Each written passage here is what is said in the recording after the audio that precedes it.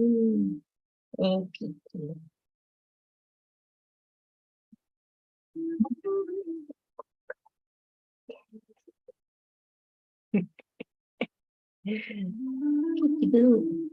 Say hi.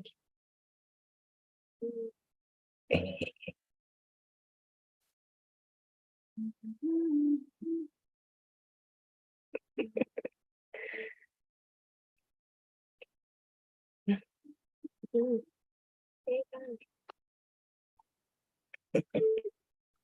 It's Peaky. Say hi to everybody. Hello.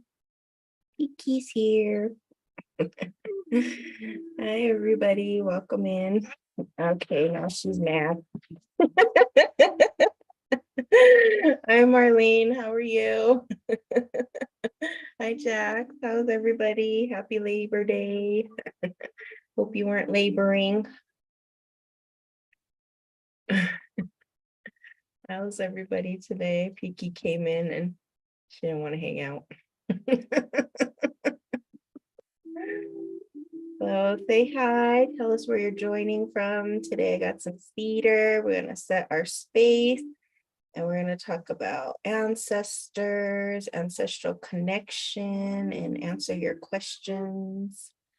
As I talked about last live, we're in a very powerful month. So who's feeling that energy? Are you feeling it? Hello, Tara from Washington. How are you doing? How's everything going on over there? Good. Good evening. Hi, April. How are you? How's things in Texas? How's everything? Hello, Guiding Light. Welcome in. It's our fabulous moderator. How's today going? Did anybody have the day off today? Did you work? It's a holiday. Welcome in YouTube. Welcome in TikTok. Hello, Days. How are you? Light a candle here. Cedar is not lighting very good. So we'll wait for people to come in, but today we're going to be talking about this month of the ancestors, ancestral connection, and how to build that connection. I get a lot of questions about that, so I thought today would be a good day. Toasty and crunchy. Toasty and crunchy in Texas. Okay. It's kind of funny because we're getting this like last minute heat wave here. And, you know, we had a lot of rain in Colorado and now we're getting this last minute heat wave. And I'm talking to my mom and she said it's because the harvest is coming. So Mother Nature gives us that last boost of the sun to boost our plants so that we can prepare for the harvest.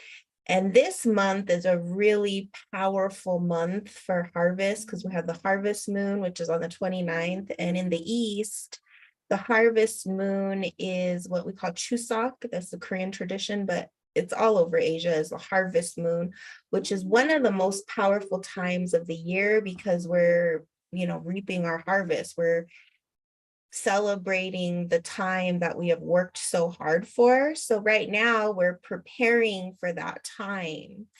And so in our ancient cultures, the harvest was really celebrated as a time to honor the ancestors.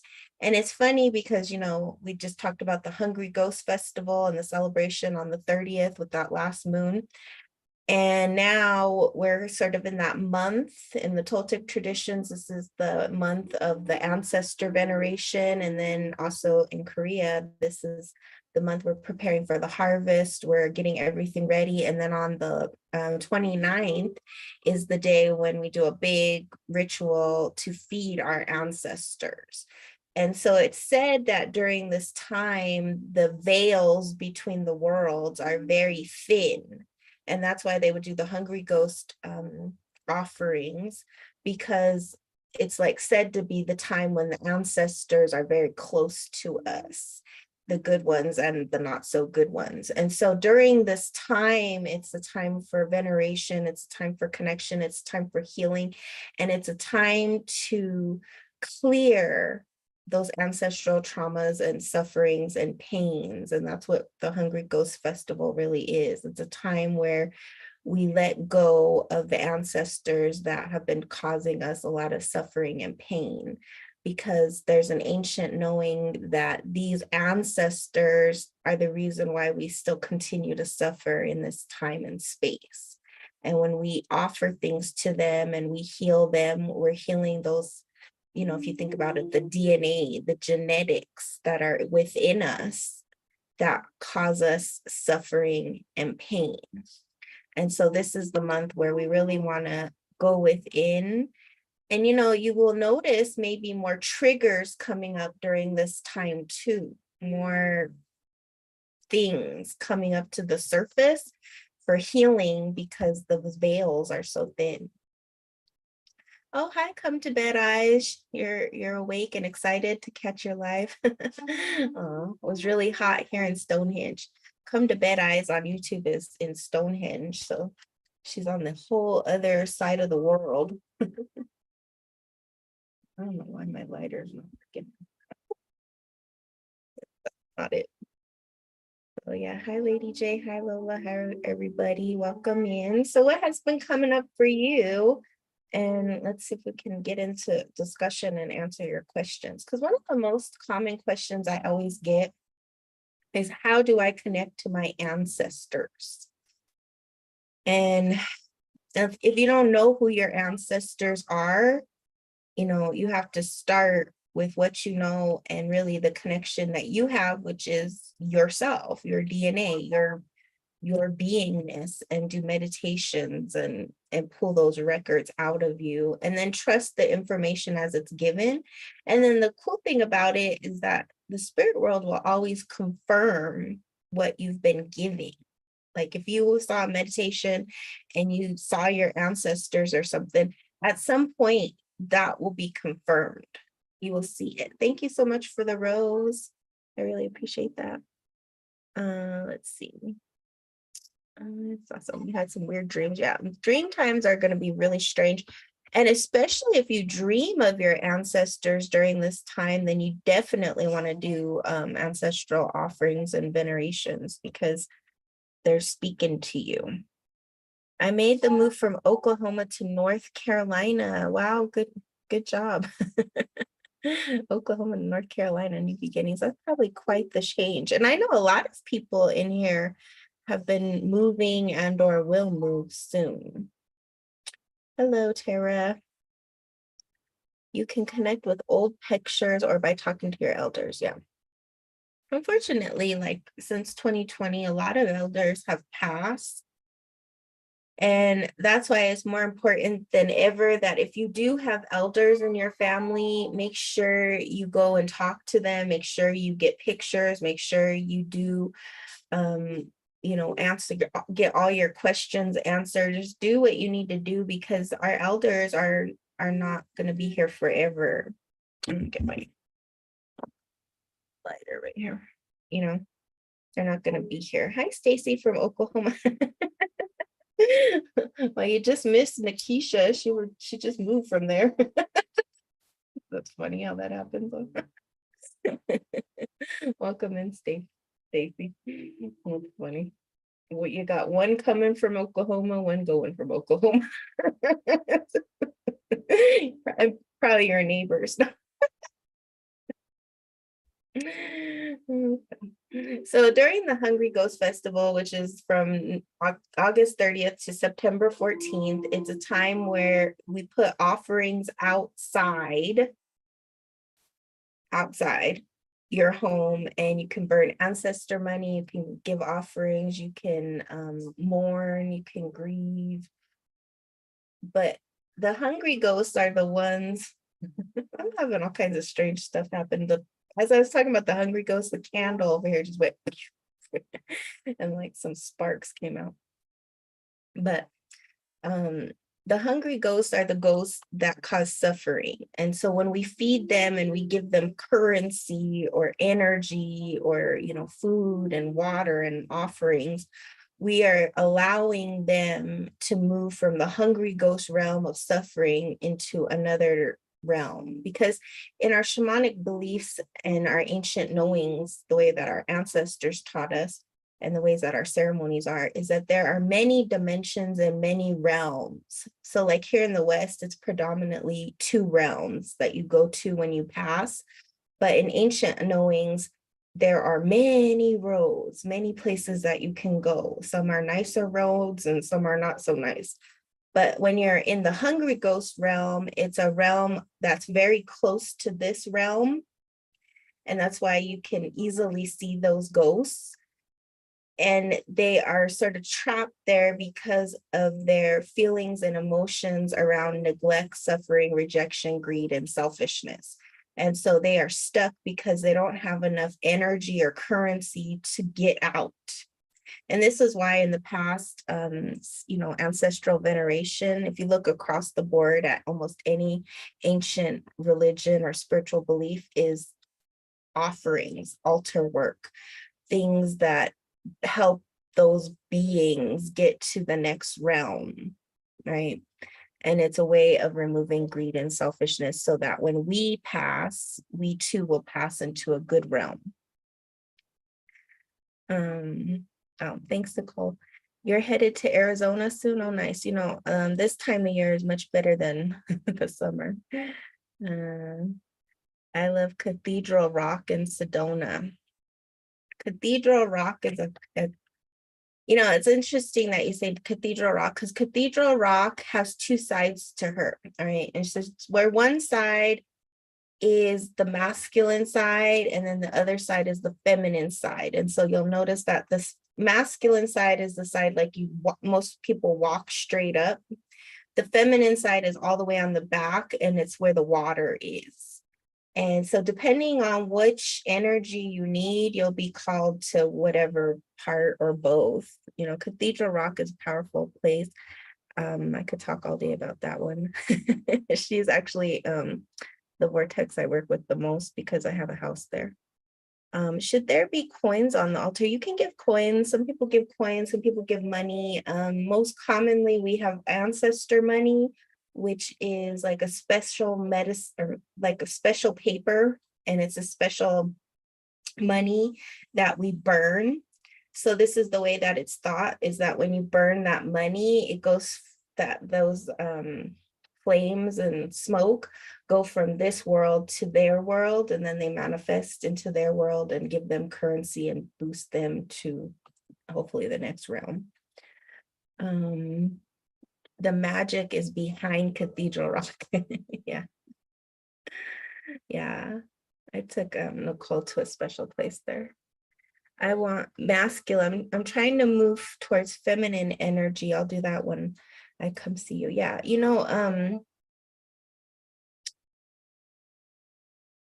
yeah, we could talk more about that. But Cathedral Rock is funny because usually when I talk to people and they've gone to Cathedral Rock and they didn't even know what the energy or anything was, it was the perfect place for them to go, especially that feminine side, because there's a lot of people go there after, divorce or breakup or heartache or some kind of heart healing, and they don't even know that they're called to that space. But Sedona, she has many mysteries, and when you're ready to uncover those mysteries, she opens the door. Lots of ancestral energies in that sand, that rock. I think is funny because with Sedona, the reason why people go there for spirituality, whether they know it or not, is because that area is packed with all this ancestral energy in the sand, in that rock. It's been, since ancient times, people have gone there, gave offerings, done ceremonies. It was known as a place where many tribes would go to and through for ceremony, and they they would come together. It wasn't like divided, like this is my land. It was a known place where you don't shed blood there. It wasn't until people were forcibly removed and colonization came in that place was changed. But even the essence of it is still there. And it's interesting how in this modern time, people are flocking there, and the veils are so clear there because you go to the desert for spirituality. You go to the desert to get clear. You go to the desert for a reset, of transformation, a transition. And when you go to Sedona, you're offered that. But it depends also on what level you're going, because some people will only go to the uptown, which is like what I call Front Street, which is where, all the tarot and this, that, and the other is. But if you go on the back street, you'll get to see her majesty and wonder. You'll get to really see the real Sedona. You're guided to go there, yeah. A lot of people are going there. Your daughter's mother and sister, yeah. The thing about Sedona is that when you're meant to go, you will go. It's like you can't even stop it. It's a funny place like that. And even in these times where, it's harder and harder to go there and live there and whatnot, Sedona will make a way. That's just how everything in this universe is. And see, the reason you do ancestral veneration and offerings and altar work is so that you can improve your line, so to say, not just, your life, but your ancestors' life, their ancestors' life. And so real generational healing is 7 generations back and then 7 generations forward. You've been there before, but not since your awakening. Well, every journey to Sedona is different. Every ceremony is different. Every time you go, it'll be different. Sedona, she's always changing. That's one of the things I always loved about her, is that if you didn't like what it was, you just wait 10 minutes, she'll change. If you didn't like it. Let's see, Marlene says, I've been doing a rosary for my ancestors in the morning while I'm walking. Oh, that's wonderful. I've been having lots of dreams of my stepdad passed, my brothers and sisters, and my mom. Yeah. So it sounds like you're working through a lot of ancestral and familiar stuff. So make sure to write it down. And if you can, do some offerings. So the most powerful days to do the offerings this month, if you're not doing them, regularly, would be on the next full moon, which is the 29th, and the harvest moon. That was if you're meant to be there, 12 spirits will sit on you until you book the trip. Yeah, Nicole has a really good story. One day we'll have her tell it about Sedona. That was in 2020. Oh, 2020 was probably, I have a really good story about 2020 when the pandemic and the global lockdown happened. Was the first time I got to enjoy Sedona in her peak time. Like Sedona has a peak time, and the peak time is spring and fall. Those are the times when everybody and their mother comes to Sedona, right?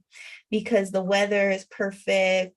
In the springtime, March, spring break, the flowers, and it's just an incredible time. She's waking up from winter. And so everybody comes, like thousands and thousands of people from all over the world come. And 2020 was the first time that I ever got to go out on the land and there was nobody. Like I got to experience prime time in Sedona with nobody. And it was weird. It was really weird. I had a friend who said it was the same thing like in New York, where he was like, wow, nobody was in New York City, right? So that's what I always remember about the 2020, because the traffic in Sedona in March is terrible. Yeah, give enough time for traffic. It's terrible. Like just to go from one side of the town to the other, which is a small town, can easily take an hour and a half to 2 hours sometimes, especially if you're coming from the canyon or somewhere. I went at spring break, but it wasn't busy because the pandemic had fully started. Yeah, so you went at that perfect time. You were one of the only ones on the trails. Yeah, and then right after that, after there was an isolation period, so many people started coming and they haven't stopped. It hasn't stopped at all. It's just like Sedona started calling everybody. She was like, come on down, come on down.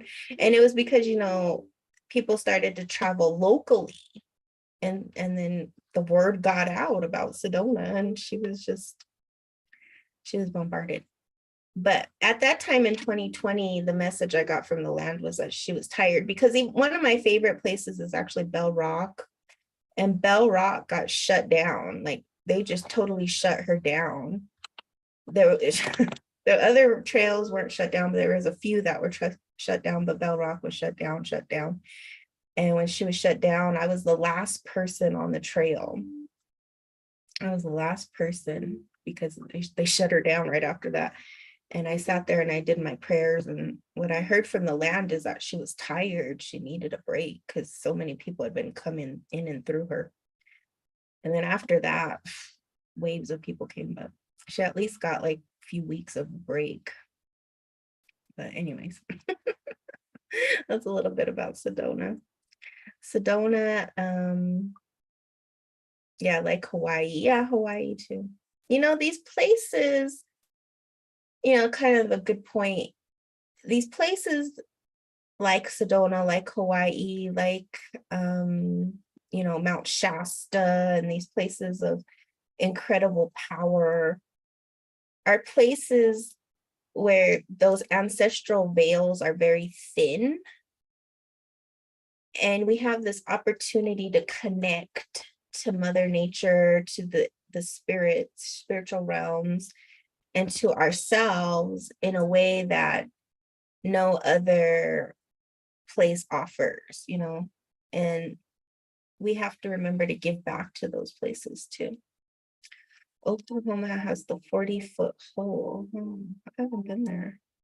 The whole world needed a break. I love the break. I need another one. It's an energy vortex too, really.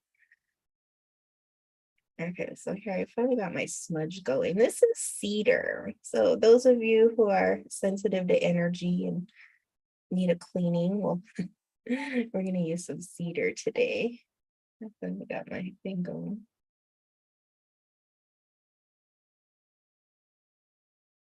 There's so many energy vortexes. I bet if you research where you live, all of you who are on these lives, you are near one. You're a caretaker of one. I know, like, Come to Bed Eyes, she's working with Stonehenge over there.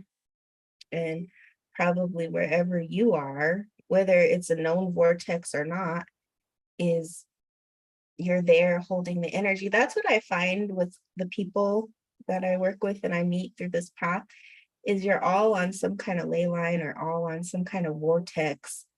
And there's a divine reason and purpose that you are there. And a lot of people who are on this spiritual path who work with Mother Nature, they are travelers. You will travel too. You'll be sent to different places and spaces and ley lines to do ceremonies, offerings, and just to share that energy. Because what happens when you go to Sedona and other places like Sedona vortexes is that you will receive all those energies. And then when you go home, you're sharing that energy, you're going to be sharing it with your friends, your family, and the earth there. And that's something that I see over and over and over again. And then sometimes you go back and forth and back and forth. I've been having, Georgia feels sad. Receive light codes. Yeah, light codes, as they call it, or activations, or, it's just like spiritual energy. Some people call them particles of light. I mean, I've heard all kinds of different words for it, but I know that to be true. Because then what happens is you'll go to that place and then you'll tell your friends and family, and then they'll go to that place. because you're talking to them and it's activating them and they're like, oh my goodness, I have to go there. Wow.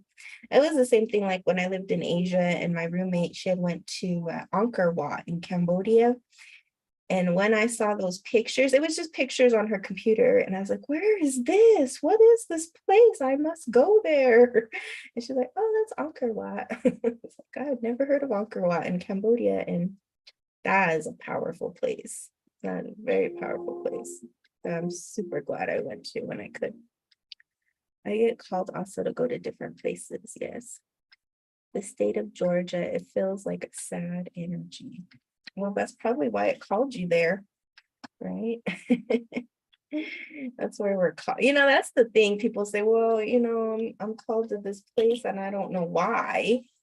It's because you're there to bring the light, to bring the energy up, to heal the ancestral karma, to do the work. Because, you know, those of you who join my lives, especially, you know, when we're talking about ancestral work, you're all in some way, shape, and form healing, not just the people of the land, but, you know, the land itself.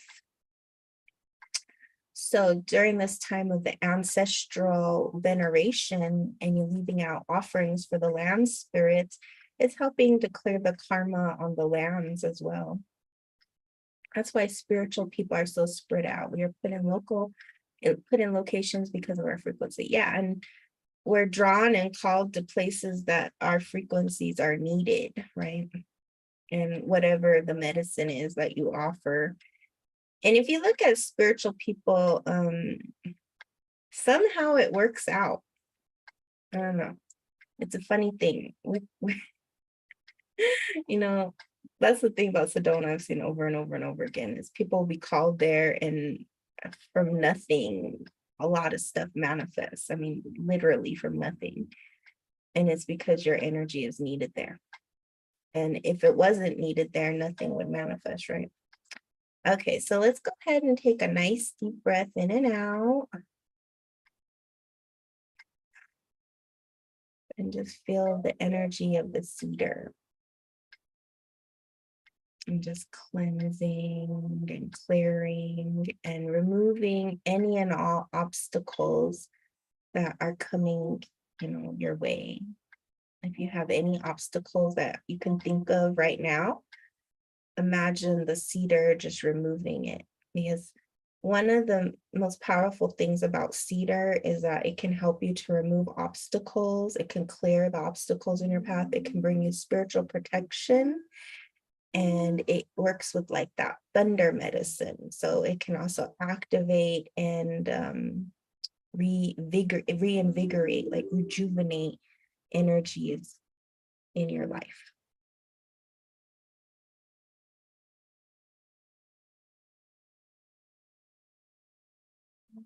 So those of you who have dog nose, as I call it, you can maybe smell the cedar burning.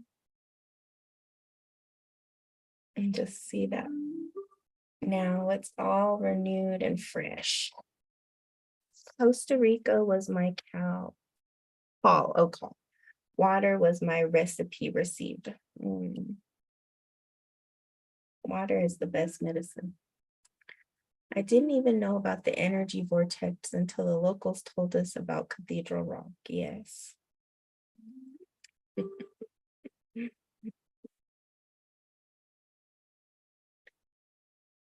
You know, the thing is, like, you'll go to Sedona and you don't know anything and you'll find everything. My village, Durrington Walls, is on the ley line. Ooh, it made my eyes water. The cedar made your eyes water. That's good. You probably need a like emotional release. Yeah. It's funny how the different medicines, you know, will affect everybody differently, because it's also an ancestral connection. You know, like everybody wants to connect to these different medicines, but then they'll be like, ooh, I don't even like the smell of that, or yuck, or that like made me feel terrible. because everybody's different. Like, not everybody loves sage, not everybody likes cedar, not everybody likes this. And I find it's because we also have an ancestral connection to plants. Like, the plants that your ancestors worked with are going to know you vibrationally, because plants recognize you by your DNA.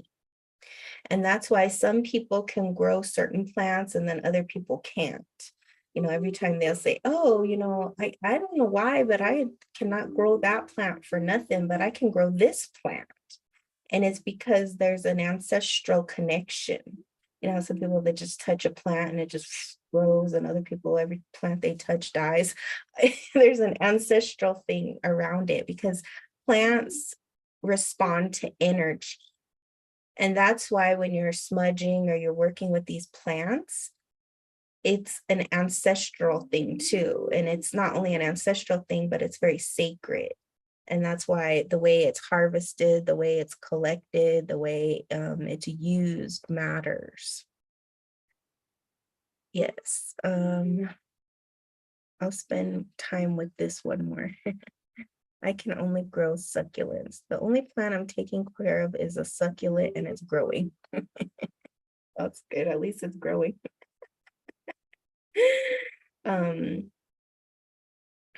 Yeah, it's interesting about plants. Like, some people can work with different herbs and whatever, but they can't work with vegetables, or you have to find what your plant ally is and then work with it. So if you work with succulents, that's more like cactus medicine, right? So maybe your ancestors were connected to cactus.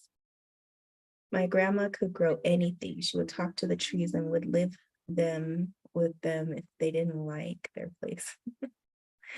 Yeah, and some people can just grow things. They have that connection, especially if you know about your blood type, because blood type plays a role in it too. But like, blood type A tends to have a very strong connection to the earth and to the trees and to the animals and all that stuff, as well as blood type O positive, like positives in general. But the older blood types tend to have more of that connection to the earth, because they've been on the earth the longest. I'm more of a kitchen witch, herbs and spices. Yeah, there's some things, like, some people are more about herbs and spices and rosemary and mugwort and whatever. And then other people are more about plants and vegetables and corn and succulents and cactus and ferns. And it also depends on where you live. Where you live is important. It made my eyes, oh, what about O negative, O negative. O negative is also a very old blood type. All the negatives are said to be more scientific, so I think, like, positives tend to be more emotional, and then negatives tend to be more scientific and rational. And actually, O negatives are said to be also very psychic too. Lying. Yeah. But knowing your blood type is really important too, because then it will tell you who your ancestors are, where they came from, what they ate. There's like blood type diets, and what your gifts are. So it's not really practiced heavily here in America, but like in Asia, one of the first questions someone will ask you when you meet them is, what is your blood type? I don't. And then if you think about it, you'll be like, well, nobody's ever asked me that, or, outside of a doctor or something. But in Asia, it's one of the first things somebody will ask you is, what is your blood type? And the reason they'll ask you that is because they're trying to figure out what kind of personality you have. Because there's a whole study and science around, like, the blood types and what kind of personality you are. And in Asia, the blood type that they don't tend to really like so much is like a B, because they say the B blood type is not really like a go-getter. They're kind of considered lazy or something like that. But bees tend to be like more thoughtful. That's the way I think of it.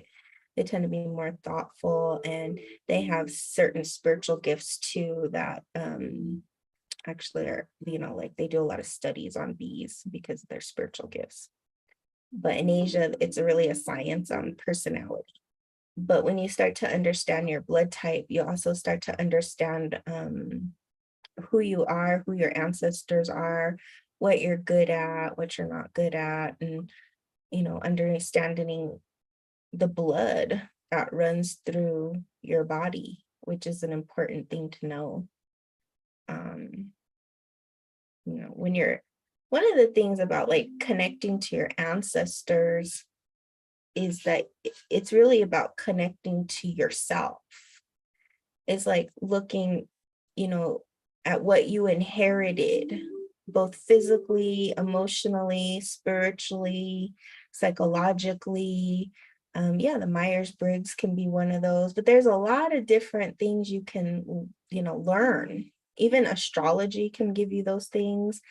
But the best thing is like, if you have records in your family, your elders, go talk to them, see what they knew, what were the stories in your family, and then piecing together your genealogy. You could do a DNA test if you want. There's a lot of different things that can help you to remember who you are. And part of the biggest thing, especially if you're wanting to dive deeper into your spiritual path, is knowing where you come from, the bones of where you come from, but where are you indigenous to? It's a term a lot of people use is indigenous, but everybody's indigenous to somewhere. Indigenous means that you were from that land, like the cactus is, indigenous to the Southwest or wherever.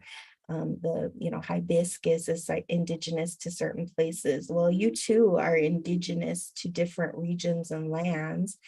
And, here in America, we just kind of bulk it up together with like a color, right? Oh, you're white. Oh, you're black. Oh, you're Asian. Oh, you're this. But it goes deeper than that. And especially here in America, because a lot of people are mixed. They have a lot of different ethnicities within them. But it's like, where did they come from? Some of them came all the way across the pond, other ones came, just next door. But we all have, those indigenous qualities within us. And I think it's important to know those things because it gives you a foundation to stand on. You can say, oh, well, my ancestors, they worked with corn, so maybe I should learn how to grow corn. Or, oh, my ancestors, they worked with mugwort. Oh, maybe I can learn about mugwort. You can learn about the plants while you're learning about yourself. And the plants actually can help you open those memories. That's why a lot of people right now are doing plant medicine. That's the real reason. A lot of people are doing plant medicine right now because those plants are powerful and they help you to awaken those ancient records and memories, and you'll never come out the same. I remember my parents had to do a blood type test before marrying. Yeah, before a long time ago, now not so much, you had to do a blood type test to make sure you were compatible. That's how, or even just not that long ago, like that's what, a couple generations ago, they were doing blood test types. And I heard somebody said that they were doing that because of venereal diseases, but I don't believe that. What I know about blood testing and why they did that was to make sure they were a compatible match, because certain blood types don't procreate well. Now we have drugs that help with that, but back then they didn't have drugs. I was thinking I had to do a blood test when I got married. Yeah, you used to. I don't think so now, unless there's certain states, but I'm not sure. It's grounding to know. Yeah, it's grounding. 1993. Is that the last time we had to do it? It is grounding to know, Kelly. It provides you with a foundation of who you, because when you know who you are and where you came from, no one can take that from you. And that's powerful. That's why the first thing that, systems of power do is they try to strip you of who you are. They try to strip you of your ancient deities and spirituality. They try to strip you of your blood, knowing your blood type. I mean, a lot of people don't even know their blood type. They strip you of your ancestral roots and make it and call it something else. It's just a lot of ways that in this modern age, we have been stripped of the knowing of who we are. And it's important now, especially in this great awakening or new fire, to go back. And that's why the ancestors in our ancient calendar said that this is the time where people will go within. They won't go out there. They'll go within, because all the answers are within. And a lot of our traditions and a lot of our ancient ways are going to change because it's shifting. Everything's changing. I mean, since 2020, a lot of ceremonies were shut down, ceremonies that had been going on since the beginning of time. There were, we don't even know when the last time a ceremony was shut down, but in 2020, a lot of ancient ceremonies were shut down and a lot of elders passed. And now it's like, it's going to have to be like a new thing that emerges based on the old. So it's a really interesting time to see what will emerge and who the new leaders will be, because it's going to be different. It's going to be the next generation. It's going to be the evolution, taking what we knew and then moving it forward. Hi, Lindsay. You're a positive. It's like you got an A+. Oh, thank you. Yeah, you're probably very connected to the earth, A positive. A's are also very hard workers. So remember to take a break there. You A's are always going for it. I think there are some curses on my ancestral bloodline that I have to figure out how to undo. Yeah. Well, unfortunately, everybody has some kind of curse or what we call patterns of suffering. And what you want to do when like when I do ancestral healing ceremonies, what will come to me is, who are the problems of your lineage?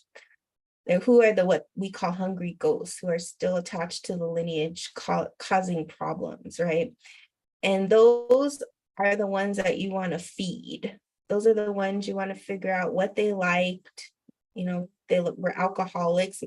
And a large majority of the ones that are attached to your lineage had some kind of alcohol or addiction issues. Could have been abuse. See, the reason why, think about, like, I'm just talking about America right now. Think about it. We are living in what they call the most wealthiest country. Think about it. We are living in one of the most modern, wealthy countries, right? Modern day Rome. And yet, look at how many people suffer.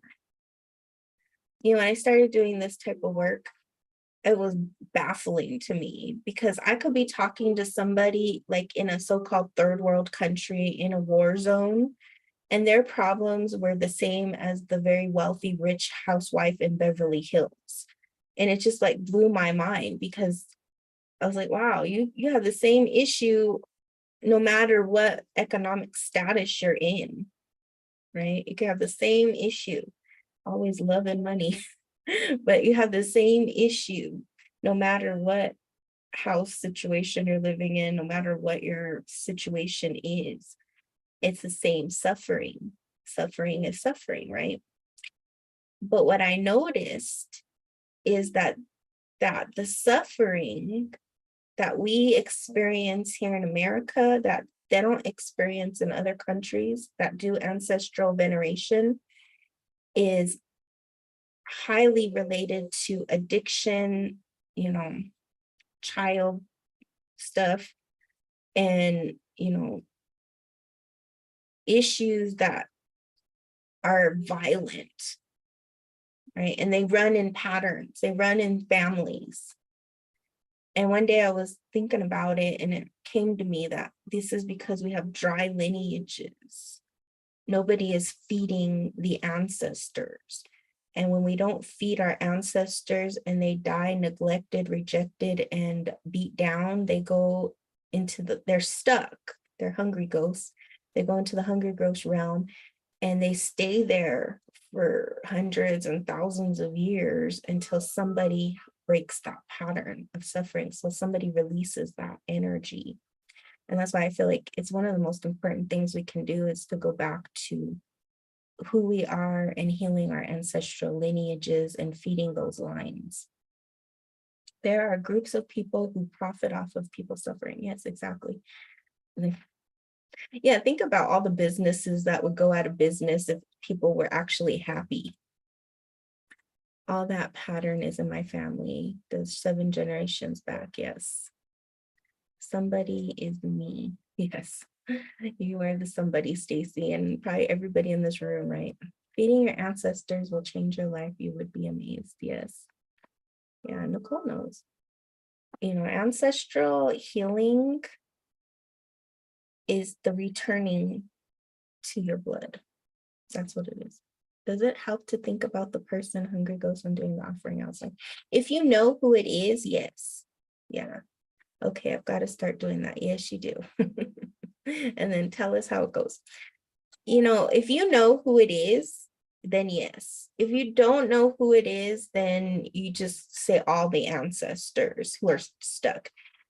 And, you know, if you're sensitive enough and if you're connected enough, the person will come. They'll come. You don't know who is the problem. Well, if you ever want to schedule a reading, we can find out the problem. That's one of the things is that,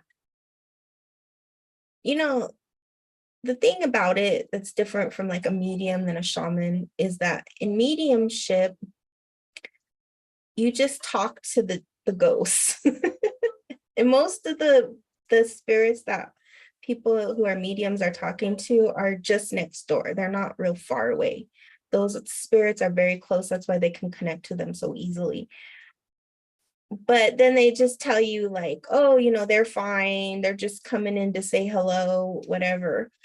But in shamanism, we say, oh, okay, that person is gotta go. They gotta go because they're causing some kind of suffering in your life. If spirits are always hanging around you and it's not like, you know, the veils are thin or you're not doing rituals or ceremonies or something, and they're just always around you, that's not good for the human person because that person needs to go into the spirit world. They need to go into the afterlife and you need to move forward in your life. And so, you know, that's the whole difference between mediumship and shamanism is that in shamanism, we send them away. And then certain times of the year, we honor them and we invite them if they want to come through for messages and stuff. But for the most part, we don't want them around, you know, especially that first year of death. We're like, okay, don't come around. Just, we need you to go so that that person can grieve properly and heal. And that spirit too is going through a big transition and journey. So there's like a lot more to it than just, oh yeah, Bobby's coming in for a hello. You have many clairs. I'm definitely sensitive. Well, we all have the clairs, right? Because you're a 5-fingered being. You have your 5 physical senses and then you have your 5 unseen senses, right? But it takes like a different kind of sense to see and connect to your ancestors, especially because you're so close to the situation. You know what I mean? When you're so close to the situation, you may not be able to have that objectivity, but some people can, you know. I thought about everyone the first day, but started thinking about a name every day after the first. Okay, that's a good way to do it too. So fascinating, yes, for sure. Yeah, because the whole purpose of understanding your ancestors and the ones that are stuck is to free suffering in your life and your children's life, and not only them, but then the ones going back. because why you're healing them and moving them forward into another good place, another road, is because, they were suffering. And the whole point of releasing their suffering is also to release your suffering and the next generation's suffering. That's why in the ancient times, one of the most important things you could do was the spiritual offerings to your ancestors. That was always given, usually like now in the East, it was given to the first son. The first son was responsible to do the offerings for the ancestors. But now in this modern age, they don't even do it either. And they're starting to see a lot of problems when they don't do it.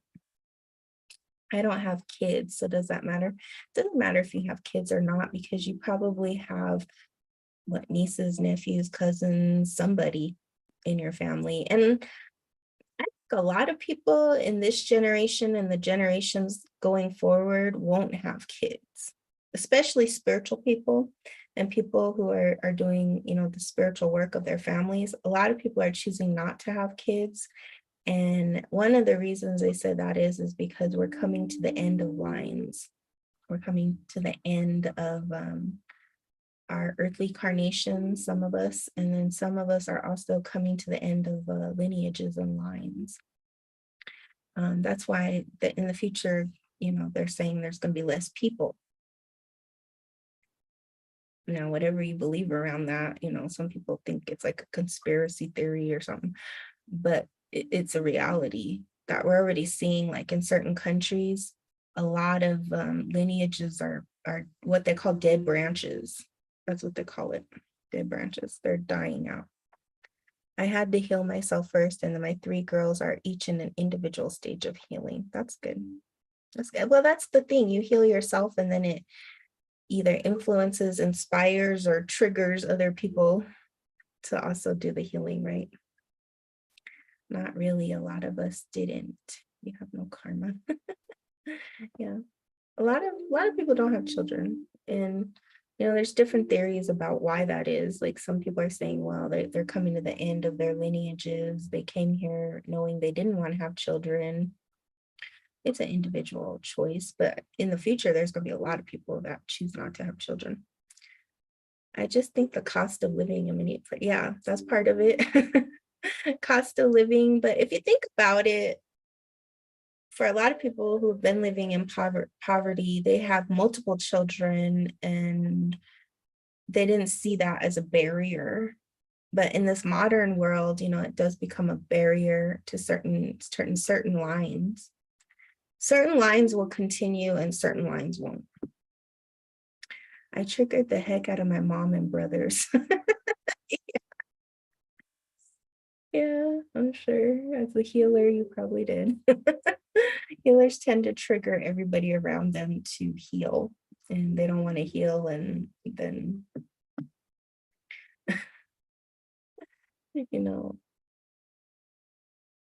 you are a mirror. Yeah. Well, that's what the black sheep is, right? The black sheep of the family is the person who mirrors everything and triggers everybody and brings up things that everybody's avoiding and goes against social norms.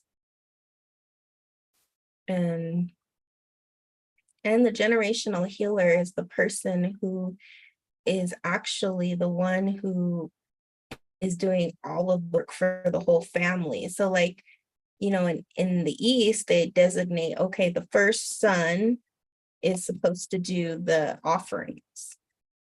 So if the first son doesn't do it, then the next generation, who's going to do it? And then you just keep going down the line. And then at some point, the spirit world will catch somebody and they will say, okay, you're the one. And you'll be like, well, I'm a girl. I'm not the firstborn. Those things don't tend to matter anymore, because now it's just about doing it. And the spirit will catch certain people. That's how our teachings say it. They'll catch people in the lineage to come back to the path, to come back to the way, to come back to the healing, to come back to it, and to show the lineage. Okay, now we haven't been doing these certain rituals and things, and now look at what's going on. And so they may even take on all the addictions and all the patterns of suffering, and then have to overcome those patterns and have the whole family involved in it, right? I am the most stubborn.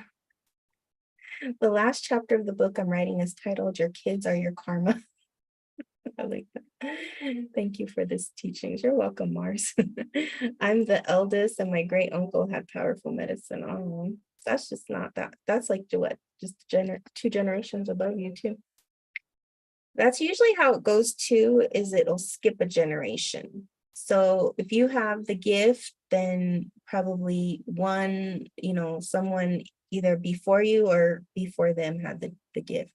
Laugh out loud, speak. The last chapter is true. Your kids are your karma. Especially when they're teenagers, huh? My hands feel tingly most of the day, and when I see you live, my hands tingle too. Oh, good. Tingling is good. Tingling is awakening. The thing that you have to overcome to really step into your huge gift, if you have a gift, is the thing you have to overcome is numbness, because this world will numb you out. Everything in this world is designed to make you a zombie. And awakening, that's why it's so hard, because you're just like removing layers of sludge. The characters are teenagers. Well, you're in tune with that one, Kelly. Oh, you missed your live. Oh, you can watch it again on YouTube. Don't worry, Pomo. Good to have you here, though. There are hissing cats when they are teens. And it's they're hissing cats. Yeah, there's so many things we could talk about with teenagers. I think that's the hardest stage that we all have to go through. If you have, what's funny is that every teenager I ever knew who was really good through the teen years, it was like after they graduated, they got all crazy. I don't know if that's a real theme or not, but every single person I knew who was like really good and went through the teen years and no problems, it was when they hit like early adulthood that they got like crazy. And then they went like really crazy, like partying, everything. Yeah, there's something weird. So if it doesn't get you in the teen years, it'll get you in the after teen years. My friend kind of inspired it by saying that out loud. That's you, Cleo. It's even harder when you are raising a baby on your own. I think that's a given, right? When you hear like single mom, single dad, it's like, okay, yeah, that's a struggle. Because yeah, I think that's the problem here too in this modern world, is that there's not enough support for our parents and grandparents who are raising children. And childcare is outrageously expensive, and it's just, in certain societies and cultures, you have a big family and you have a big support system.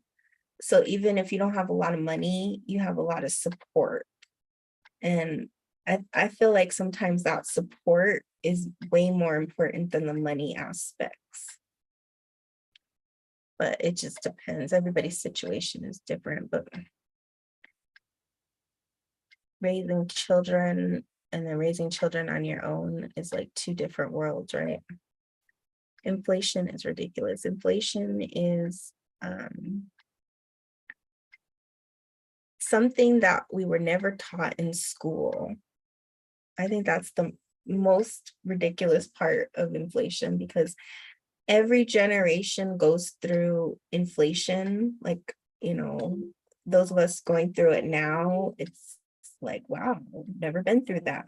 But the generations before us knew about inflation in the 70s and the 80s. And then before that, the people who went through the Depression and all that stuff. So inflation is built into the monetary system. It's part of economics, but it's the part that nobody taught us about. So we didn't know how to properly, We don't know how to properly prepare. Like a lot of people who retire actually have to get a job after they retire because nobody actually informed them that the money that they had was not enough to retire because of inflation.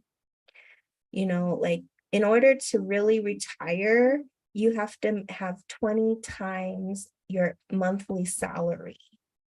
And that's crazy to think about because most people don't have 20 times. So I think now in this modern time, in order to retire, you should have at least $2 million in the bank. That's like that's what it would take to actually retire and be comfortable. Because also when you retire, you have a lot of bills, right? You have more health problems, you have more medicines, you have way more stuff usually than when you are working. And so it's like, we need to be more educated on that stuff and also think about ways that we can change that, because inflation is just an ongoing thing. It's never, once something goes up, it doesn't go down. And if it goes down, it never goes down to what it was, what we'll remember. You know how your grandparents, I don't know if you ever, remember your grandparents always complaining about how expensive everything was. It's because they went through inflation many times. Those dang boomers. Yes, but it's crazy right now. 4 cans of tuna was over $8 today. Yeah. It's because it's shocking because we've like never been through it. But people who've been through it are like, yeah, I remember that. And then it never changes though. It's like you'd have to change the whole entire monetary system in order to change inflation. Exactly. How are we as a society supposed to adult straight out of school, but we aren't though, right? I'm just going to work out a deal with my ancestors to die before. Well, that's the whole thing, is that when you do ancestral veneration, it's the whole purpose is that no matter what storm comes your way, whatever it is, whether it's inflation or being a single parent or, your husband, your wife, your kids, your karma, your, whatever, is that you're going to make it. The ancestors will open the door and help you to get through, to not just survive, but to thrive, right? That's why we have to go back to these ancestral ways and to clear the suffering within our lineages so we don't continue to suffer. Because I don't know if you've traveled, but I know through my travels, I have been to countries and places and spaces where we would be like, wow, those are extremely impoverished and poor and third world and whatever we call it, but they're happy. They're way more happy than we are with all our cars and toys and houses and stuff. And that's always what was mind-boggling. They were happy. They were happy with who they were, where they were, their culture. They were happy to share it. They were happy to share whatever food they had.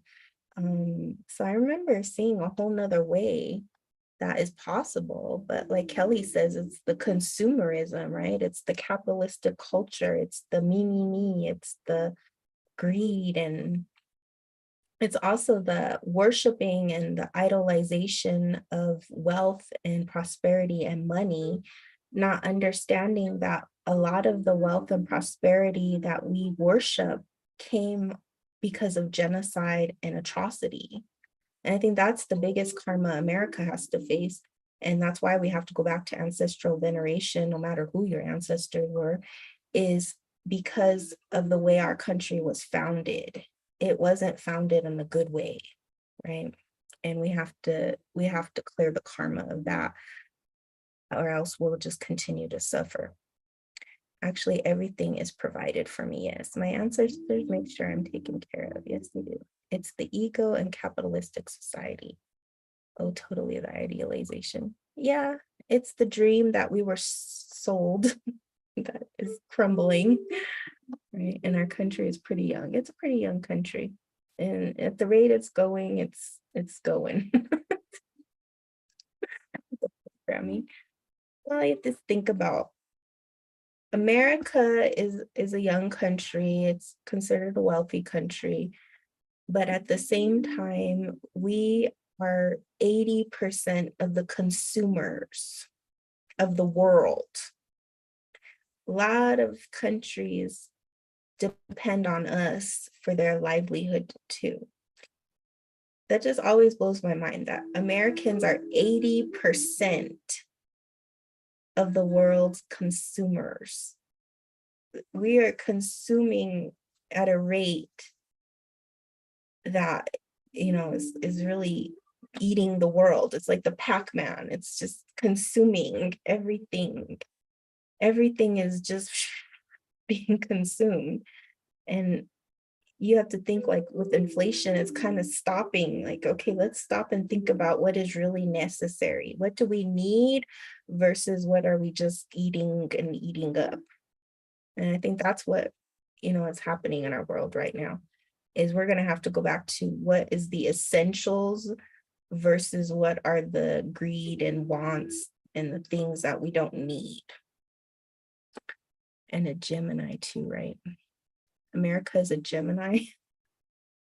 I'm not sure. I remember I looked at the astrology a long time ago, but I can't remember what it is. I know that America is going through like its Pluto return, which is a death and transformation, and it's something about its karma. But there's going to be an eclipse coming. I think it's in October. That is going to be very powerful, and I think it's going to be pretty changing because there was an eclipse in May that was a very powerful one that was said to usher in a lot of change. And I was looking back, I did a video about it, and since that eclipse, a lot of stuff has changed, especially with the climate and stuff. And that eclipse energy is going to be with us until November. So it's going to be interesting to see what continues to happen now till November. Pluto and Saturn return. Yeah. Oh, yeah. Anybody remembers their Saturn return, which was around 28, 29. Yikes. I remember my Saturn return. It was not fun. Saturn's the planet of karma. Yep. And I was reading about that Saturn, I think in the modern terms, they call her Kronos. But in the ancient astrology, she was considered the grandmother. And she was grandmother time. And so she's that, part of our life where it's like obstacles, but it's also like how to overcome the obstacles of time and time management, which in the tonal poly, they call it discipline. That's what's going to get you through this Saturn and Pluto return is discipline. And discipline is the will of what you're here to do, your mission, your purpose.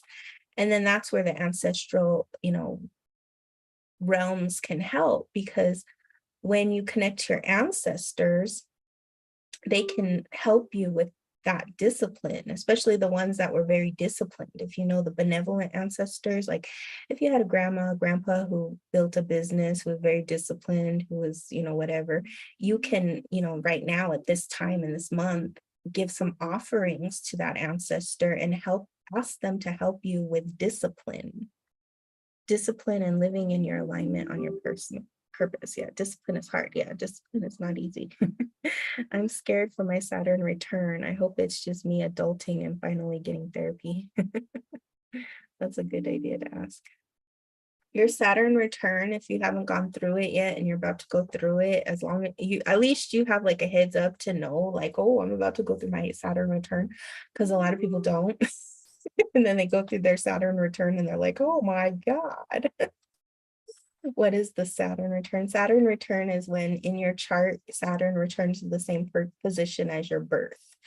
And it creates challenges and obstacles. So, but also you could say like a Saturn return is a life-changing moment. So a lot of people get married, divorce, have a child, move, something significant will happen during the Saturn return that will awaken you into your adulthood and or the themes of your life. So a lot of things that go through your Saturn return are going to tell you what your life theme will be of hardship and challenge and what you will have to overcome And it's really like an initiation into adulthood.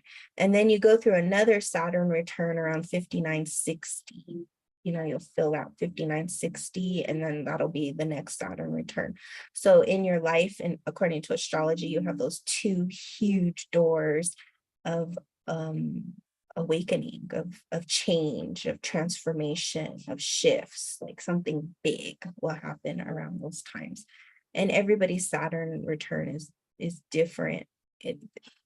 Different magnitudes, but powerful times, powerful changing times.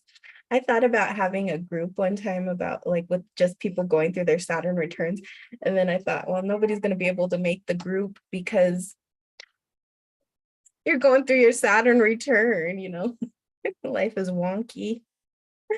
Like I had a client one time on her Saturn return, she got married and her house burned down at the same time. I mean, that's like a really intense Saturn return.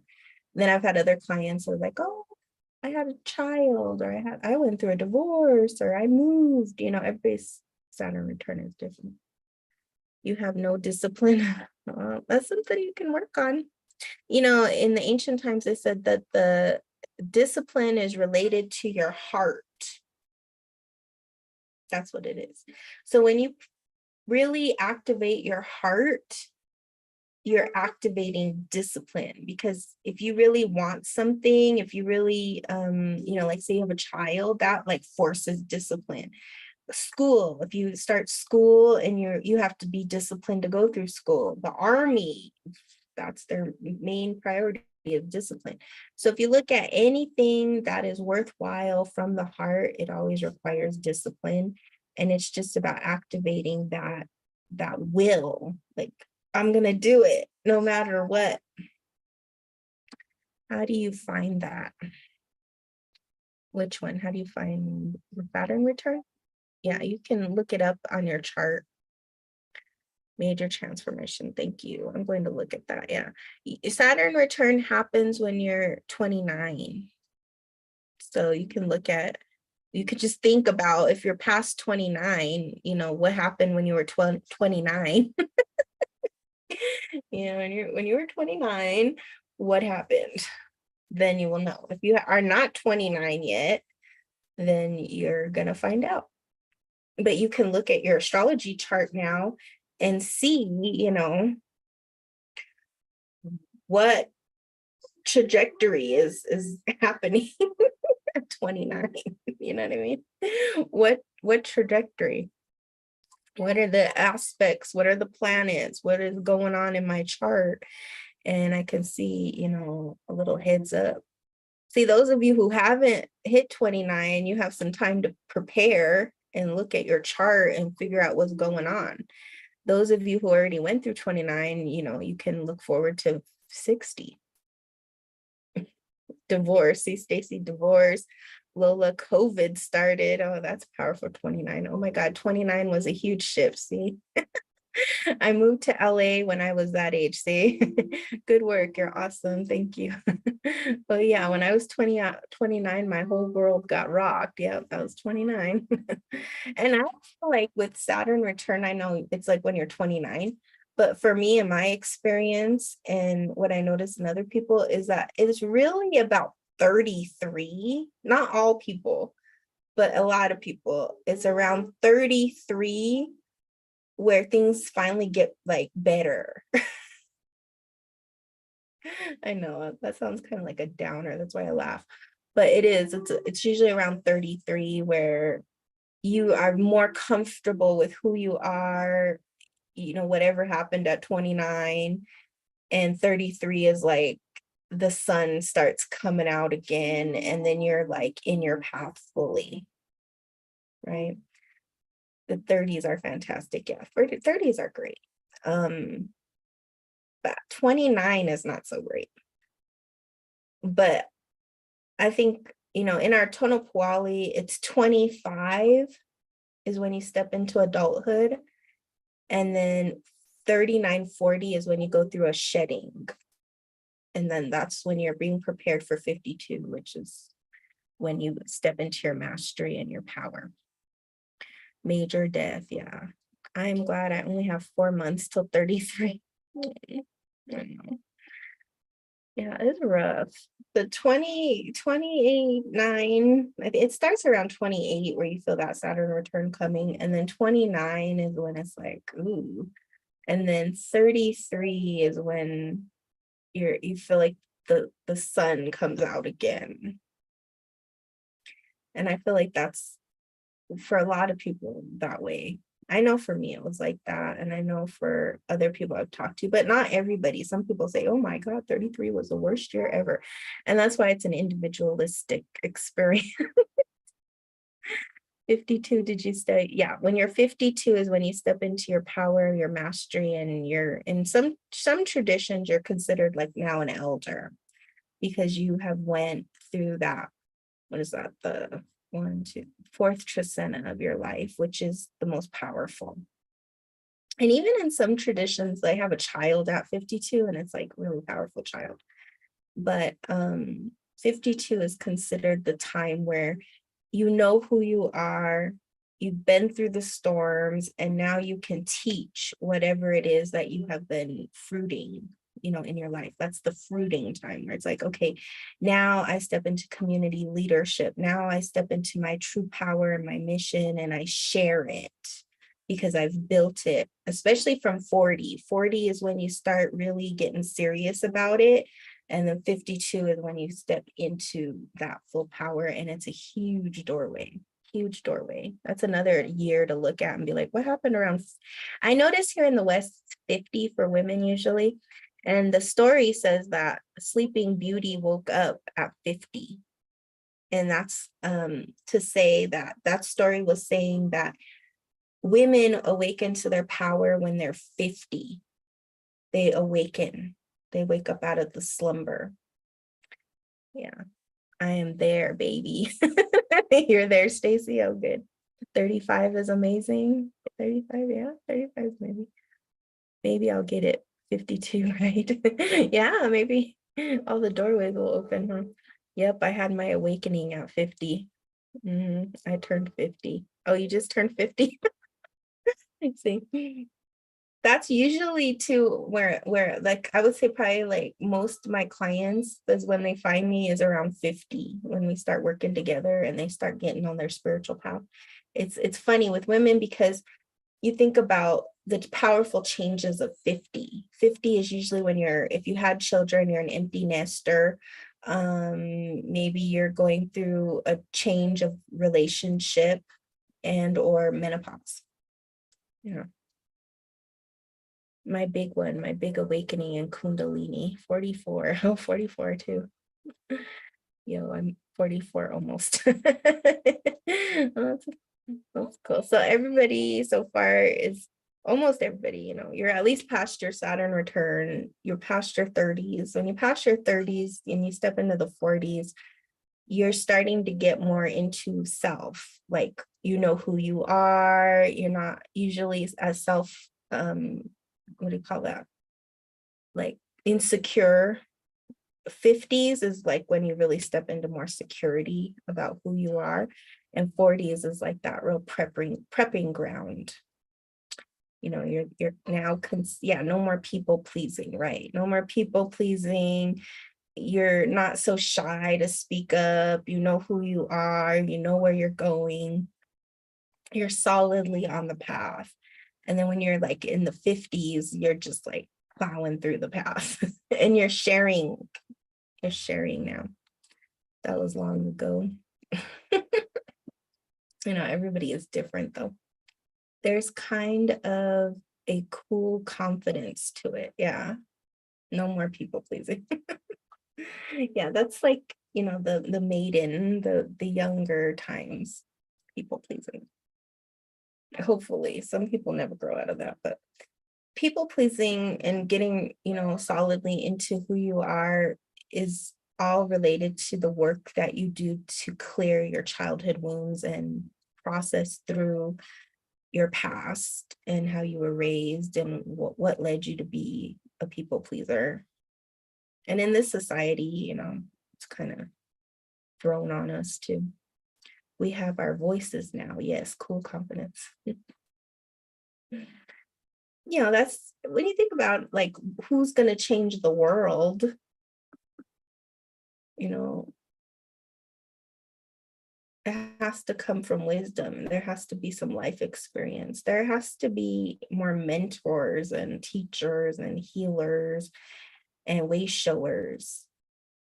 And that comes from experience, right?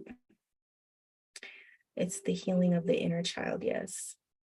It is magic when those people pleasing stops. It is. The most magical part of the people pleasing is you get rid of the people who you were pleasing.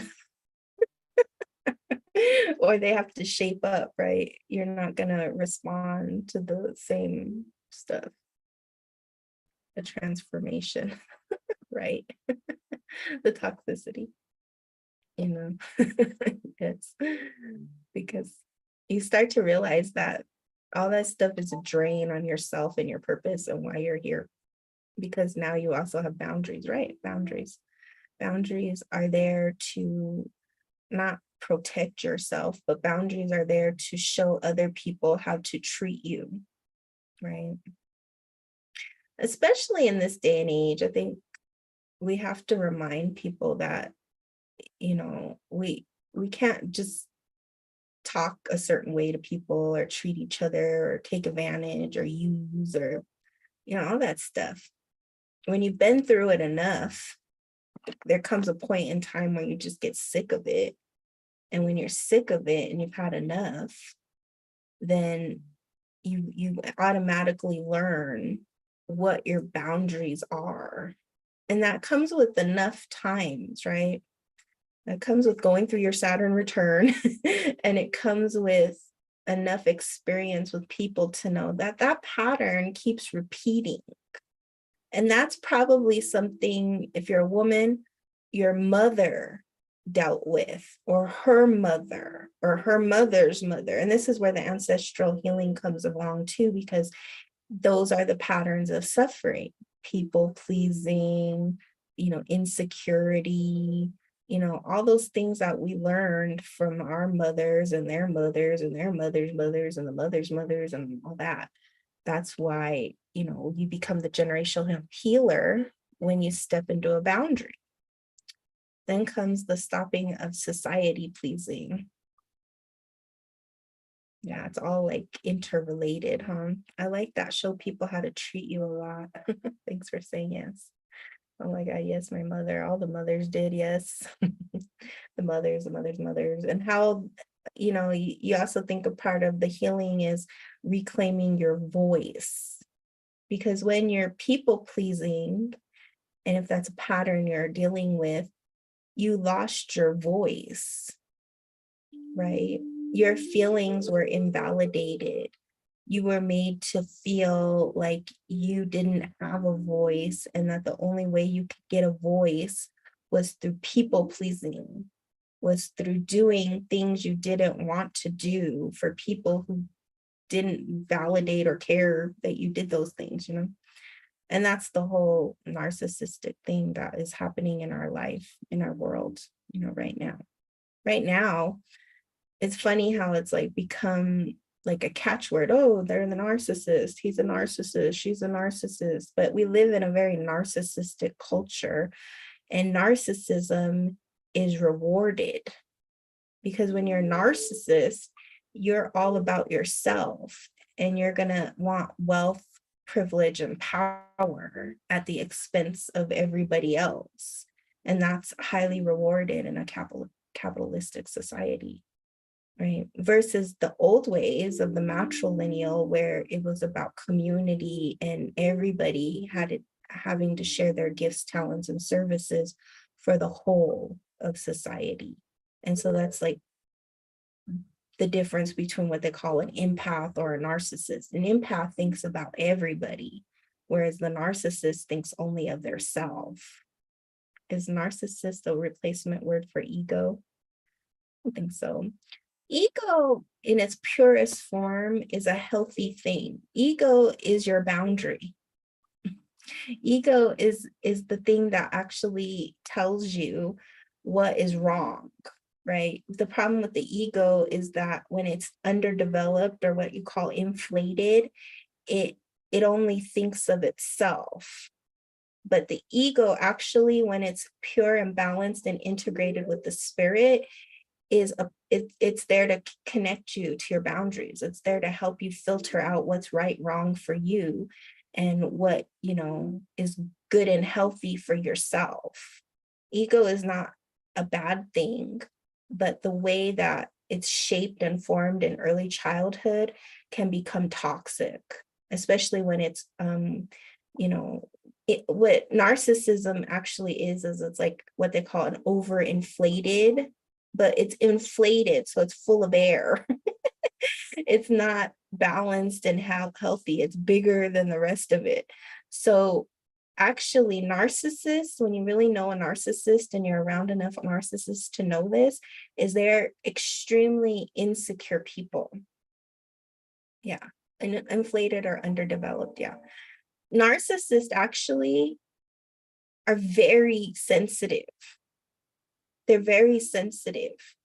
And if you don't have people pleasing, they can't get to you. If you don't, somehow worship and admire or want their attention or something that they're offering, the narcissist can be, inflated very quickly because they don't have a sense of self. Their sense of self is like, inflated. Oh, I'm the best at this. I'm the great this. I do this. You would be nothing without me. It's all inflated. That's not a truly stable, humble person who knows themselves doesn't behave like that, because they don't have to behave like that, because they know who they are on the inside. They don't need the world's validation because they're grounded in who they are. But when you're so off balance and unstable and you don't know who you are, you have to go tell the world who you are. And that's a false sense of security. So it could be, one bad thing happening to the narcissist like knocks them down, but they have to rely on people who are lower than them, or they have to make you lower than them to feel secure. That's the whole thing with the narcissist culture. They are secure. You always talk about what I'm going through currently. Oh, I honor you for that, and I'm grateful. That's how that's how it goes, right? Is that you always get what you need to hear when you need to hear it. And that narcissist empath thing, it's the yin yang. It's the healing process. It's when you're involved with a narcissist, it means that you're there to heal deeply rooted traumas from not only your childhood, but your lineage. You'll look at the dynamic and the power structures within your family, and you'll see it everywhere. Then once you heal it within your family, you'll see it in society, and then you'll see it in the world. It's an epidemic. Narcissist, yes, he drowned in a pool from looking at his reflection. Yeah, he did. He drowned in a pool looking at his own reflection because he had never seen something so beautiful. Right? That's the narcissist. He looked and he was like, wow, what is that beautiful thing? And the thing about narcissism is it's so deep, because we think of it only like the very selfish person. But actually, when people get really addicted to and attached to their own trauma and suffering, and that's all they bring up, have you ever met people like that, where you will try to be with them, and then all they will talk about is themselves and their problems and their suffering and their traumas and their this and their that? That's another form of narcissism. We don't really recognize it as that, but that's what it is. It's another form of narcissism. Another form of narcissism is the person who never stops talking about themselves. And it could be like the little old lady next door. It could be like anybody, but they just never stop talking about themselves. And it's because that's another form of narcissism. Because how do you have a conversation with anybody if they're only talking about themselves? They love looking at the reflection of themselves, even if it's good, bad, doesn't matter. If it's really great, I'm the best, nobody's better than me, da da da da da, or oh my God, I have been through everything. You don't know what I've been through. There's no way that you have been through more than me. I have been through everything. There has never been anybody else in the world who has been through what I have been through. I know you've known those people. You just have to know your worth and walk away. Yes, live in the past. Yeah, they live in the past, but it's a form of narcissism. It's a form of how their ego was structured. Not, and it's funny because it's the same thing on both sides. And that's the thing I've learned from people, because I'll meet with people like that all the time, and they'll just go on and on and on and on and on about how terrible their life is. And then when you offer them remedies and solutions and ways out of suffering, they'll never do it. They'll never do it. They'll never go and do an ancestor altar or, try to change. It's like being stuck in this suffering that they can't stop looking at. I had a friend, I used the phrase trauma is not a competition, but if it was, he could win. Yeah. They'll see trauma as a competition. I have the worst. I don't know. They'll try to one up your trauma, but in the true reality is that everybody has suffering. Everybody has suffering within themselves, within their family, within their lineage, and we can only have compassion and love to heal the suffering. And forgiveness is a result of healing. You can't start with the intention of forgiveness, because forgiveness is not like that. Forgiveness comes with the heart. And when the heart is willing to accept the trauma, and then not only accept it, but then move forward from it, to heal it, to acknowledge it, to feel it, but ultimately to accept, release, and let go. And that takes a process. Forgiveness is not easy. It doesn't come quick or overnight, but it is a result of healing. I had a friend, I used the frame, and a way to bond and then gaslight. Yeah. I have a friend that said that forgiveness is a porthole back to love. Yes, I like that. Letting go of the hurt and trauma is how I'm working it. Yeah. And that's why we do the venerations. That's why we do the healing. That's why we, start to chip away at the suffering.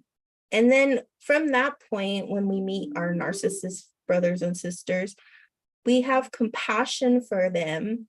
We have love for them. We're not trying to fix them, but we're also not going to let them use us for their detriment, for their power. So you will have boundaries. That's what ultimately the narcissist is there to teach empaths, is how to have boundaries and to love themselves enough sometimes to just walk away and say, I'm not going there today, or I'm not going to be treated like that in the next relationship, or I'm not willing to just sit here and be a wall for you to dump all your problems on me. Or, there's boundaries and limits that the narcissist will teach you about yourself. And that's why they're great teachers. And that's why sometimes you'll have to go through enough of them to really learn and honor yourself. And they're great teachers on how to honor self. I'm still a little horrified by the memory of him. Yeah. And that's the healing.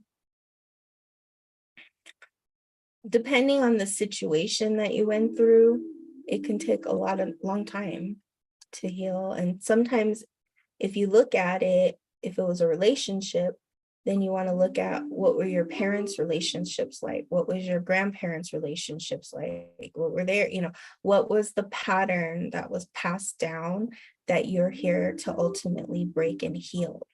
A lot of people ask about like generational curses. And in some cases, like that word curse like there was a curse put on certain bloodlines. That I have seen that, but that's very, very rare. What ultimately usually blocks us is the unresolved energies of our ancestors and where they got stuck. So a lot of ancestors, especially here in America, where their trauma and scar comes from is the Civil War. It's a theme I've seen over and over and over again, because the Civil War brought extreme poverty and scarcity to a large majority of people who previously had wealth. And then you'll see in a lot of these family systems, it carried through, because through the Civil War was when credit cards were introduced, debt slavery, things that we didn't have before Civil War. And a lot of hungry ghosts are stuck in that time. I think it'd be really, I once had a client who owned some land over there where the Civil War happened, Gettysburg or somewhere. And the things that she was saying about that land was crazy, like the spirits that were on that land. And they were drawn to that land to build a healing center. And what they found that what they were really healing was the ancestral trauma of that land. And so it's interesting because there's a lot of things that have occurred in our history that if we go back into our lineage, we'll see the beginnings of those patterns of suffering. And the biggest pattern of suffering that comes through the Civil War is the suffering of losses. Like one generation will build the wealth and then the next will, and then up and down and up and down. So you may see those types of things in your lineage. And you may see like how people had to marry certain types of people just to survive. I think I'm cool now. I'm shocked I'm typing about it. No, it's good. There's a reason you typed about it, because there is still a memory there and there's a healing and a clearing. And then you may think about, is it preventing me in some way, shape, and form from moving on to a new relationship? And was there ever someone in my ancestral line who suffered with this same pattern? And it doesn't have to just be mom, dad. It could be aunt, uncle, brother, sister, it'll pop up somewhere. Georgia is where a lot of the battles took place, and infamous prisons. Yeah, the cherry tree were removed too. Yeah. There's a lot of stuff that the South holds. Good, bad, right, wrong. And Southwest too. There's a lot of massacre land out here. But part of the reason maybe, Karen, you're drawn there or you moved there is to help in the healing process of that, and to listen to the land. My book is set in the South. That makes sense. Have you ever read William Faulkner? William Faulkner talks a lot about that stuff with the teenagers. Yeah. I feel it in the forests of Dallas. Yeah, in the Southwest, Dallas, Texas, Arizona, Utah, Colorado, California,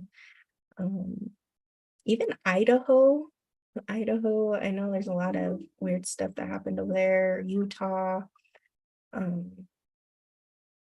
you'll find it all over.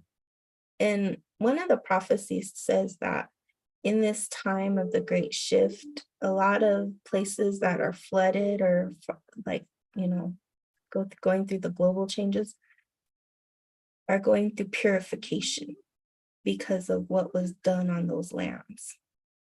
What Mother Nature replenishes herself. She purifies herself. She will heal those lands because there's suffering on those lands still, because there's spiritual stuff that's still stuck on those lands. Even in places you don't think you'll find it, Yeah. And one of the things too about like hungry ghosts and residual energies is that if you have a business or a house and you haven't appeased those energies, those spiritual energies, and you have like what they call hauntings or, no good business or whatever, it's because you're not understanding that you have to clear those energies, you have to heal those energies, you have to, work with them, because they're going to overpower you. They're going to and there's so many places like that I've seen where it's like, no matter what, that business can't go up. No matter how many people buy it, remodel it, do this, do that, whatever, it never goes up. It's just always going down, and the next owner suffers, and the next owner suffers, and then it's weird like that. There's a lot of places like that. Burning Man. Burning Man, I have a lot of friends, and I know people who go to burn that are burners. They go every year. Burning Man, the whole concept of it is to escape capitalism. It's like this weird oxymoron, because you go to the desert to create this fantasy land, and you burn all your problems. That's an ancient ritual. You burn all your problems, and you live in this like utopia. And then you go back to capitalism. Like, so it's like an escapism, that's all it is. You spend thousands and thousands of dollars to go in the middle of the desert and do all this stuff to escape capitalism, to come back to capitalism all refreshed and renewed. It always trips me out, because I'm like, why do you go all the way over there to come all the way back? Why not build Burning Man in the society? I feel like that would be the real purpose of going to Burning Man, is to learn, because the concepts of Burning Man are so beautiful: generosity, selfless giving, leave no trace, build this utopia. I mean, gosh, you see some of those art installations and the beauty and the positive energy. And I mean, even in the mud and everything, people are still dancing and partying and whatever. But then they go back to their 9 to 5, to their business. And a lot of those people are the creators of society, but they don't create it in society. Like, why don't we have a Burning Man society? That's what I always tell them, because every person I know who goes to Burning Man, who's a real burner, they have real wealth, and they have real like businesses, and they're very successful entrepreneurs, or they're doctors, lawyers. I mean, you'd be surprised at the people who go to Burning Man. It's not like hippy dippy, some of them are, but a large majority of people who have that kind of wealth to go to Burning Man are very wealthy and successful in our societies. And they're builders, they're creators, they're people who can think way outside the box. But then they come back to society and they just do the same old, and then they look forward to the next burn. I was like, why don't you build Burning Man here in the society? Because you're the actual people who could do it. You're the outside the box thinkers, you're the technology people, you're the this, the that, everybody I know. And they're like, oh, Burning Man's so great, we do this stuff and we do that, but then they don't apply it outside the society. And I think that's the disconnect with Burning Man, it's that we should be building those same principles outside of some society, like in the society. It keeps the riffraff away. Well, the thing about it is that next year Burning Man is going to be bigger than ever. It's going to be bigger than ever, because it got so much publicity. So many people never heard of Burning Man. They're seeing those pictures, mud and all. But when you look at those art installations and the creativity and what they do over there, it's incredible. And it's going to attract a large amount of new people that want to go to Burning Man. It's going to be like, 100,000 next year. It's going to be huge. But if you want to do Burning Man, you don't have to go to the Black Rock City. You can go to local burns. Those are usually better than those big burns, than the big Burning Man. They have little local Burning Mans that you can go to throughout the year. Burning Man is a huge thing. It's not just, real burners go to all of them. Or host a burn. Yeah. If you have some land, I have a friend, she has some land and they do burns. Yeah. They have a temple and everything burn, because it's something primitive within us. It's an ancient thing. My colleague went and she wanted to incorporate tribal beliefs with the 3 Paiutes I reached out. A couple of years ago, Pomo, they had native elders go to Burning Man, and they had a whole camp for the elders, and they were doing native rituals and ceremonies there. Wanted nothing to do with her. Yeah, I think it just depends on the people, right? Some people are open to it, some people are not, some people it's a turn off. But when you go to Burning Man, you're prepared to be self-reliant. You're prepared to know that you need to have enough water, clothes, food, shelter, whatever, for whatever the playa will bring you, because that is desert, and the desert is harsh. I feel bad, but I'm like, I can't force them. Yeah. But you may talk to other people who will. That's the thing. You may go to other people who will be part of it. Yeah, it was full of water this year. I know the lake is returning back to her original self. It's crazy. I watched that for the first time a couple of years ago online, and I thought the same thing you're thinking. Oh, about Burning Man? Yeah. 40-degree temps difference every single day.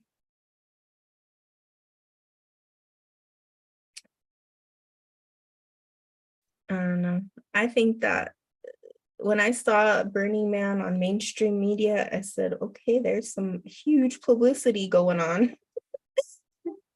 Like, nobody, a lot of people have never heard of Burning Man. I only knew Burning Man because when I first moved to Sedona, I had a reading. A couple came to me for a reading, and they were going to Burning Man. And the wife they were coming from Australia. And she asked me, have you ever heard of Burning Man? And I was like, no, I never heard of Burning Man. And she told me she was going to Burning Man because she had cancer. She had breast cancer, and she wanted to go and give all her worries and problems and everything to the Burning Man. And that was the first time I had ever heard of it. And I was like, okay, that sounds cool. And then, like, through my adventures in Sedona, meeting all the different people, I stumbled across a lot of ceremonial people who would go to Burning Man and never called me, but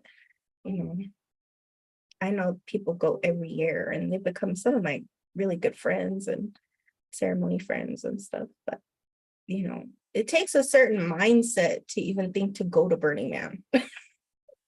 Right? Outside of, all the resources and whatever you need. And now Burning Man is super commercialized. A long time ago, Burning Man used to be like, very affordable and not like commercialized like it is now. But, it still takes a lot of time, money, and energy to go. So it takes a certain mindset. And now, even with the rain and everything, they knew the rain was coming. They didn't care. A burner's mindset is, we're going. We worked all year for this. We're going to go. And we're going to face whatever challenge and whatever thing happens, because that's what the whole experience is. It's to challenge yourself. It's to face yourself. It's to overcome doubt. It's to step into community. It's to step into incredible creativity, and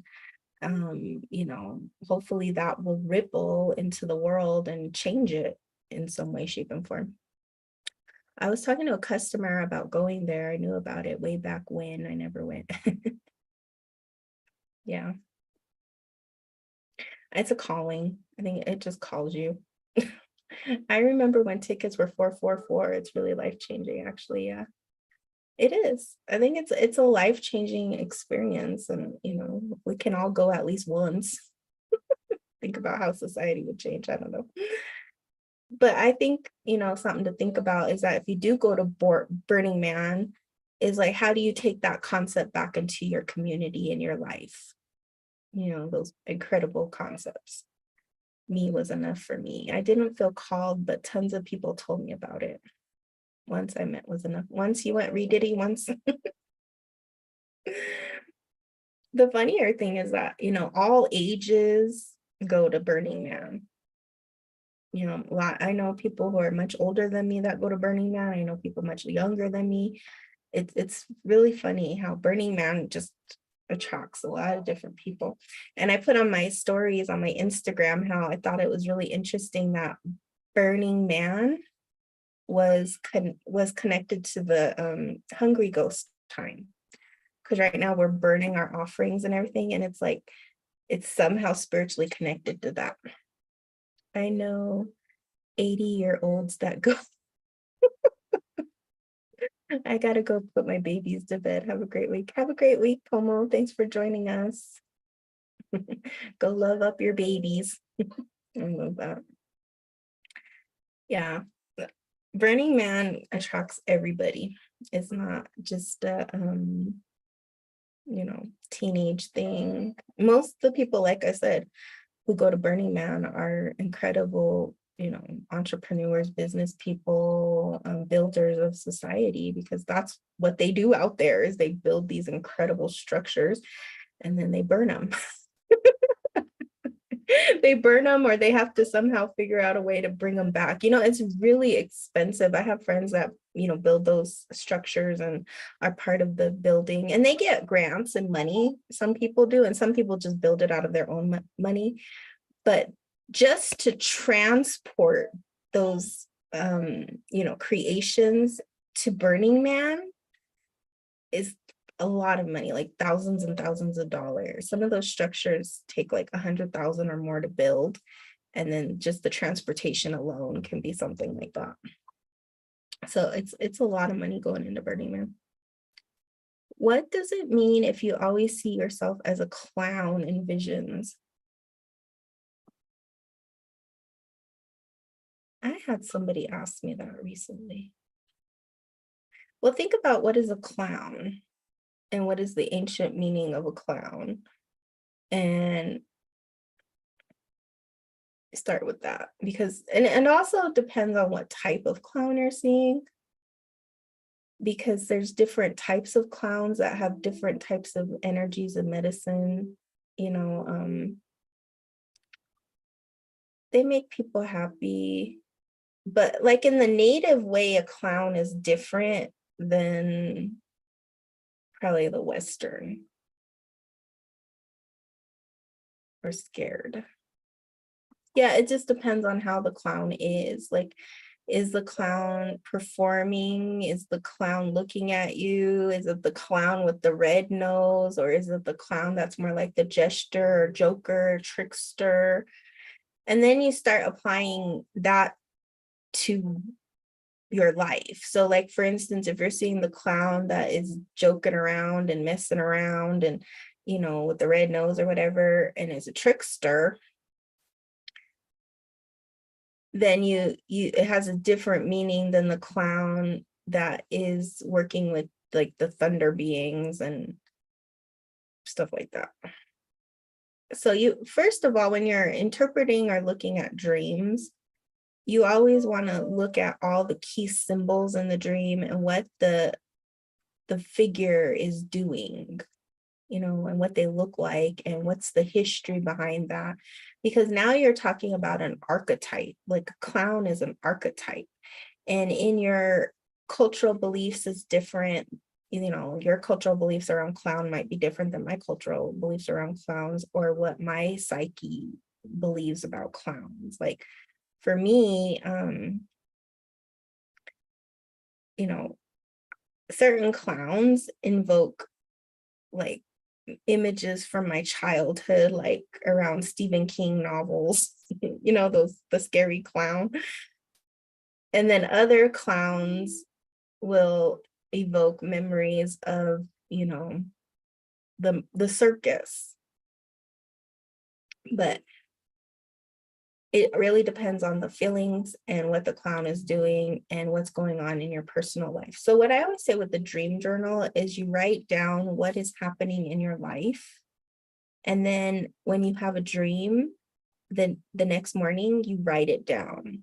And then you start looking at the comparisons, because a lot of times what's going on in our day life is going on in our night life, and we're processing through things. So that would be my advice. My dreams have been very vivid lately. Yeah, it's because the energies are very intense. Right now, right now the energy is very intense, and it's a good time to process, integrate, and reflect. Another thing they're telling me about the clown thing and the circus is it is also often related to your ego and what is going on. And sometimes within your lineage, like, is your lineage like a circus? Are people in your lineage, in your life, performing like a circus? That's come up in ceremony before. My dreams are picking up again recently in terms of me remembering. Oh, that's good. That's good too. The ancestors said that when you're dreaming, it means you're awake. And when you're not dreaming, it means you're asleep. And that means consciously. It means like your spirit is not, it's not awake. So a lot of times when I ask people what their dreams are like, and they tell me I'm not dreaming, then I know there's something spiritually blocked. That's one of the first questions I ask people is, how are your dreams? Because it will tell me a lot. And especially if somebody tells me like they're real spiritual and then they're not dreaming, there's a disconnect there. Because when you're real spiritual and you're connected, you have very vivid and, different types of dreams. You'll be a different dreamer than somebody who's completely asleep and just doing the 9 to 5 thing. I've had a grim reaper chasing me, time for rebirth and a nice family, help me flee. That's good. Maybe you're coming out of the underworld. The grim reaper usually, the funny thing about that, I don't know how long ago you had that dream, but the grim reaper is associated with the harvest. It's the harvester. That's why they have that tool. Is it the Simper? I forgot the name. 3 days ago, yeah. So it's the harvest time. So it's like you're coming out of the underworld and into the harvest. The sky, yeah. Yeah, that's an ancient symbol. I don't have my book here, but that comes from the goddess times, actually. That symbol, like I took a class in my master's program on goddess tradition, and it was about that. There's like a huge section about that tool and what it actually means. How we see the Grim Reaper, we see Santa Muerte, she has it, or we see certain deities that have that, is because they're the temples of Egypt. Yeah, like you'll see that as an ancient symbol, and it is, cutting the harvest. My mom has that tool. It's for cutting the harvest. It's for harvest seasons. And those types of deities bring the harvest. That's what they're really doing. But if they're from the underworld, then they're like here to harvest spirits. So it can have a lot of different meanings, but it's not always negative. But it is a tool for the harvest. That's what that ultimately is. All right, everybody. Well, I was on here extra long. Well, thanks for joining me today. Happy ancestor veneration, and I'll be back next Monday. I'm going to start a schedule where I'll come on and do readings, so I'll let you know when that happens. But thank you so much for joining me. Have a wonderful night, and until we meet again. Many blessings.